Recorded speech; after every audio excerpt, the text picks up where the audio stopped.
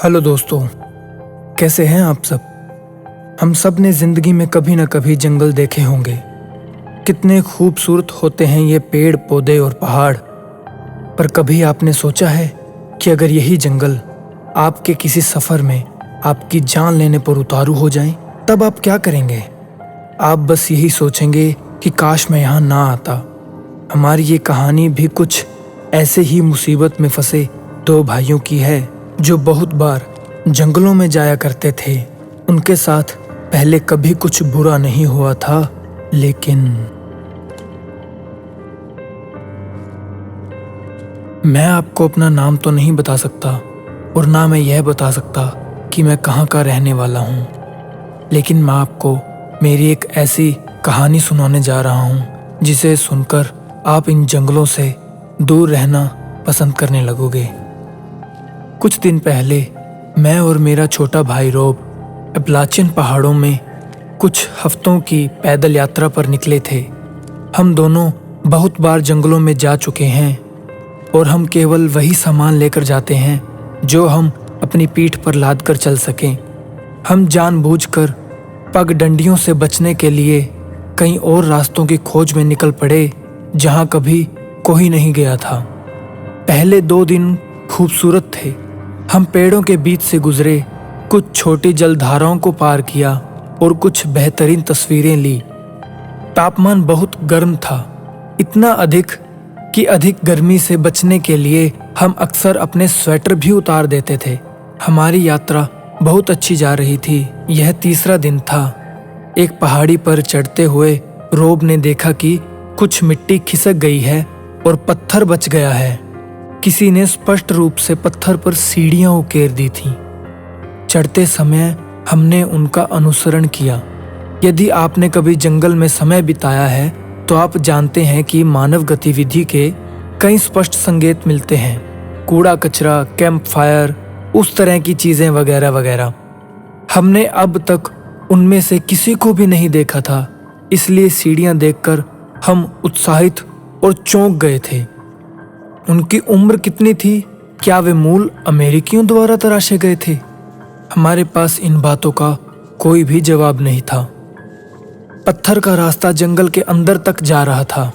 हमारे पास कोई बेहतर योजना भी नहीं थी, इसलिए हमने यह देखने का फैसला किया कि यह कहाँ तक जाती है। और यही फैसला हमारी जिंदगी का बहुत बुरा फैसला था। हम उन सीढ़ियों से आगे चलते रहे। हमें कुछ अजीब नहीं लगा, लेकिन रात हो जाने के कारण हमें अपना तंबू वहीं आसपास में लगाना पड़ा। तंबू लगाने के बाद जब मेरा भाई रोब खाना बनाने लगा, तब मैंने आसमान की तरफ ध्यान से देखा। मैं उन तारों को देखकर हैरान हो गया।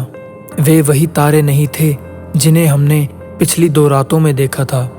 अब मुझे पता है कि आप में से कई लोग मुझसे पूछ रहे होंगे कि मेरा क्या मतलब है। आखिरकार अधिकांश लोग केवल बिग डीपर या ओरियन बेल्ट की ही पहचान कर सकते हैं, हालांकि मैं नहीं। मैं अभी कॉलेज में खगोल विज्ञान का अध्ययन कर रहा हूँ। कैंपस में मेरा काम दूरबीनों को सही तारामंडल में सही स्थान पर संरेखित करना है। इसलिए जब मैं आपको बताता हूँ कि तारे सही नहीं थे, तो मुझे पता है कि मैं किस बारे में बात कर रहा हूँ। निश्चित रूप से वहाँ तारे थे, बस कोई भी तारामंडल नहीं जिसे मैंने पहचाना। और इसी बात ने मुझे सबसे ज़्यादा परेशान किया। मैं रोब को बताने के लिए कैंप के पास पहुंचा, लेकिन उसने मेरी बात काट दी। क्या आपको यह अजीब लग रहा है? मुझे तो इसमें कुछ भी अजीब नहीं लग रहा, उसने कहा। मैं रोब को अच्छी तरह से समझा नहीं सका, लेकिन हवा में बदबू आ रही थी। लोग कहते हैं कि गंध या दुर्गंध हमें किसी भी चीज़ को याद दिलाने में ज़्यादा शक्तिशाली होती है। इसने मुझे उस गुफा की याद दिला दी जिसमें मैं किशोर अवस्था में लगभग फंस गया था। इसने मुझे उस कार दुर्घटना की याद दिला दी जो मैंने 1 साल पहले देखी थी। मेरा कहने का यह मतलब नहीं है कि यह बदबू हूबहू उन किस्सों के साथ मिलती जुलती है, बस यह उसी की तरह है। हम बेचैनी महसूस करते हुए सोने चले गए। हमारा कंपास अभी भी काम कर रहा था और मैंने खुद को दिलासा देते हुए यह सोचा कि मैं खुद अधिक काम करने के कारण नक्षत्रों से चूक गया हूँ। मैं जानता था कि यह सच नहीं है, लेकिन इसकी वजह से मुझे उस रात नींद आ गई। अगले दिन हम जंगल के इस अजीब हिस्से से निकलने का निश्चय करके फिर से चल पड़े। हालांकि पिछली रात से भटकाव की भावना और भी बदतर होती गई। यदि हम सीधे अपने कंपास को नहीं देख रहे थे तो हमने खुद को जंगल में खोया हुआ पाया। हमें पत्थर के रास्ते पर वापस जाने के लिए मजबूर होना पड़ा। जंगल घना और उमस भरा हो गया था और रास्ता हमें एक खड़ी पहाड़ी में ले गया। हमें आगे बढ़ने के लिए मजबूर होना पड़ा। चलते चलते मुझे ऐसा लगने लगा कि हमें कोई देख रहा है। मैं अपनी आंख के कोने से जंगल में इधर उधर देखने लगा। रोब ने भी मुझे किसी का एहसास होने की खबर दी। हालांकि दोपहर होने के बावजूद जंगल में अंधेरा था और जंगल इतना घना था कि हमारे कंपास पर लंबे समय तक नज़र रखना मुश्किल हो गया था। चलते चलते रोब एक जगह एक टक देखने लगा। मैंने जब उससे पूछा कि क्या हुआ तो उसने मुझे सामने देखने के लिए कहा। मैंने जब उस पेड़ की तरफ देखा, उसमें 3 गिलहरियां लटकी हुई थी। तीनों गिलहरियों के खून के निशान उस पेड़ को नीचे तक भिगो रहे थे।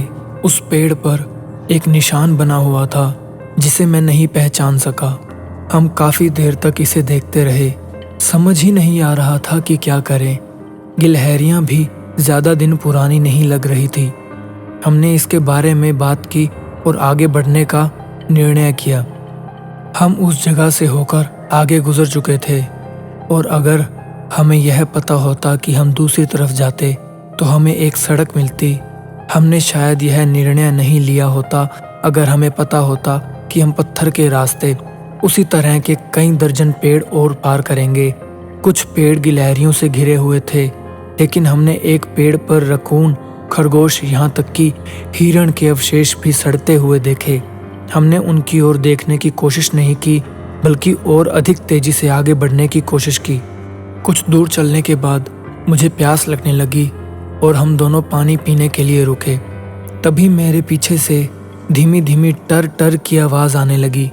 मैं मुड़ा और पहली बार उस काली आकृति को देखा। वह एक महिला थी जो झाड़ियों में झुकी हुई थी। वह हम दोनों को घूर रही थी। मेरा पूरा शरीर हिलने के लिए चिल्ला रहा था कि जल्दी यहाँ से हट, जल्दी यहाँ से भाग, लेकिन मैं नहीं कर सका। अब मुझे यहीं पर वही वाली बदबू और ज़्यादा आने लगी। मैंने अपना फ़ोन निकाला और बिना हिलते हुए मैंने उसकी एक तस्वीर ली। आप वो तस्वीर स्क्रीन पर देख सकते हैं। तस्वीर लेने की क्लिक की आवाज़ से ही हम दोनों एकदम अपने होश में आ गए और हम भागने लगे। हम पत्थर के उसी रास्ते से वापस आने लगे जिस रास्ते से हम गए थे। हम बहुत तेज भागने लगे और हमें सांस भी चढ़ने लगा था, लेकिन हम सांस लेने के लिए वहाँ रुके नहीं। भागते भागते मैंने पीछे देखा और हमें वह कहीं भी नज़र नहीं आई। तब हम थोड़ी देर वहाँ रुके, सांस ली और हम चलने लगे। हम तब तक नहीं रुके जब तक हमने उस पत्थर की सीढ़ियों को पार नहीं कर लिया।